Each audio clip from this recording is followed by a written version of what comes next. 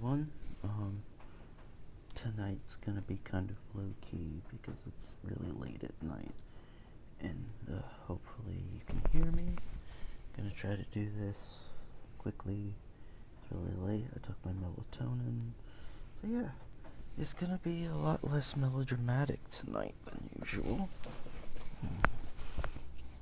Recording on the iPad again. Yeah, so it might not be the most optimal angle. But tonight's reading is The Raven by Edgar Allan Poe. And very fitting that I'm not doing that until now because it's almost midnight. So let's hope this goes the way I want it to.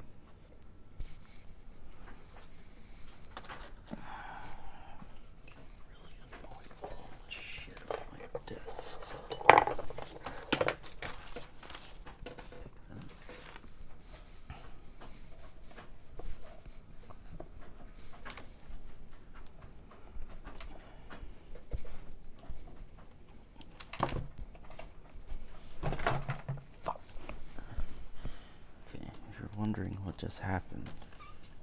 I knocked my knee into my desk leg.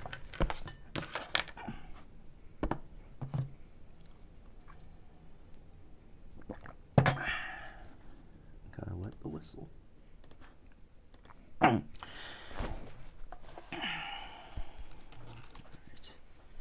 Let's stop messing about.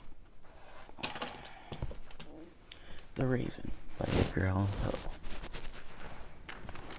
Once upon a midnight dreary, while I pondered, weak and weary, over many a quaint and curious volume of forgotten lore, while I nodded, nearly napping, suddenly there came a tapping, as if someone gently rapping in my chamber. "'Tis some visitor," I muttered, tapping at my chamber door. Only this, and nothing more. Distinctly I remember, it was in bleak December, and each separate dying ember wrought its ghost upon the floor. Eagerly I wished the morrow, vainly I had sought to borrow from my book surcease of sorrow for the lost Lenore, for the rare and radiant maiden whom the angels name Lenore, nameless here forevermore. And the silken, sad, uncertain rustling of each purple curtain filled me with fantastic terrors never felt before. So that now, to still the beating of my heart, I stood repeating, "'Tis some visitor entreating entrance at my chamber door, some late visitor entreating entrance at my chamber door. This is it, and nothing more."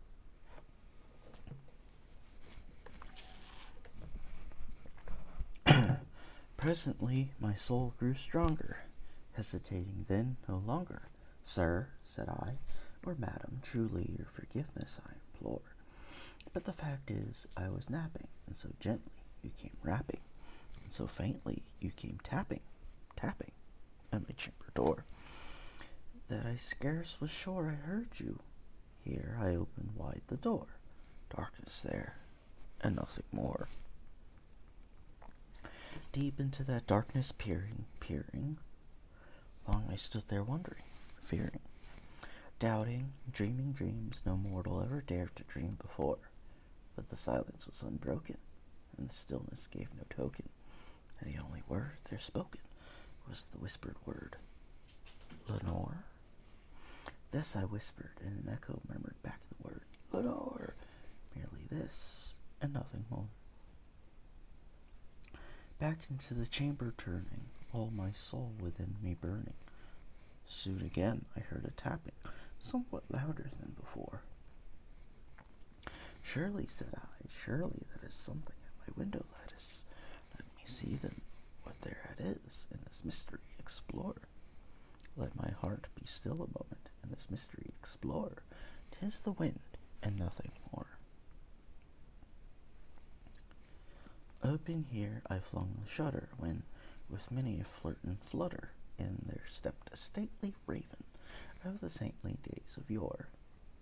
Not the least obeisance made he, not a minute stopped or stayed he, but with mien of lord or lady, perched above my chamber door, perched upon a bust of Pallas, just above my chamber door, perched and sat, and nothing more. Then this ebony bird beguiling my sad fancy into smiling, by the grave and stern decorum of the countenance it wore. Though thy crest be shorn and shaven, thou, I said, art sure no craven, ghastly grim and ancient raven, wandering from the nightly shore.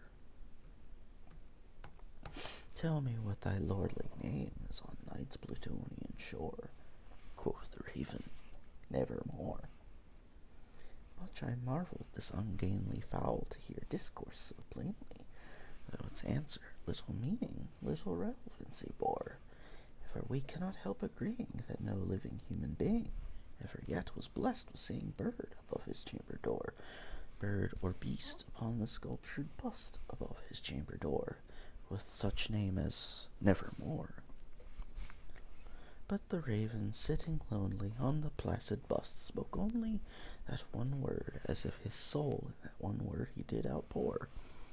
Nothing farther than he uttered, not a feather than he fluttered, till I scarcely more than muttered, other friends have flown before.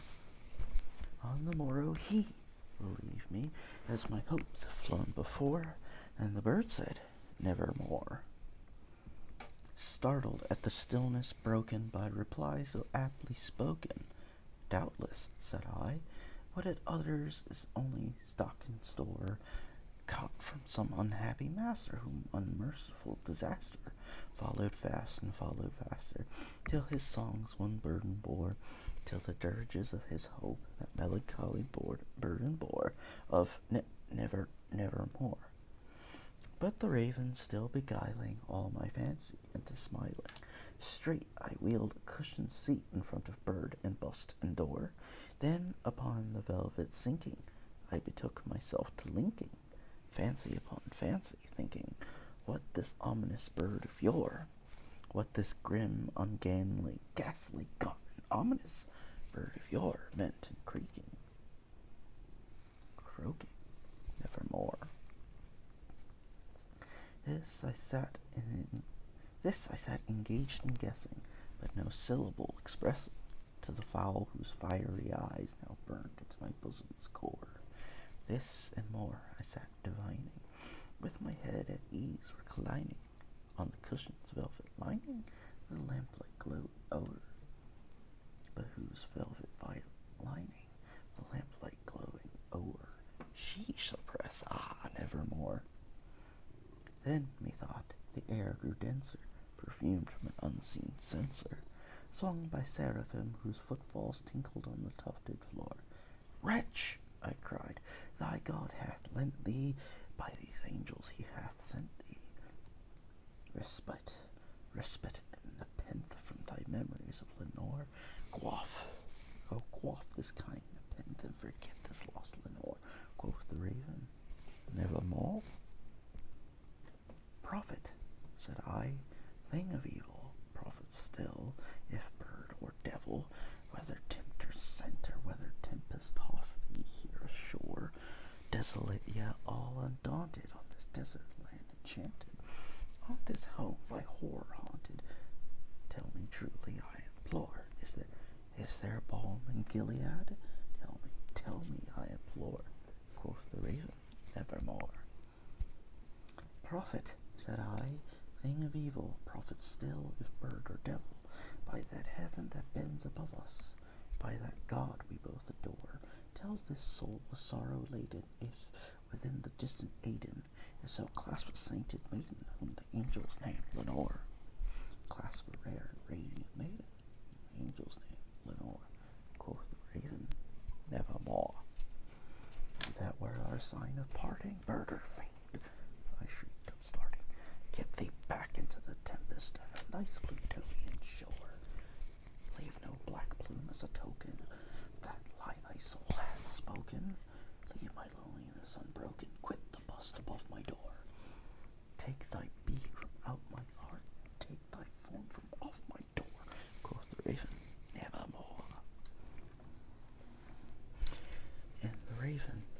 flitting, still is sitting, still is sitting on the pallid bust of Pallas, just above my chamber door, and his eyes have all the seeming of a demon's that is dreaming, and the lamplight o'er him streaming.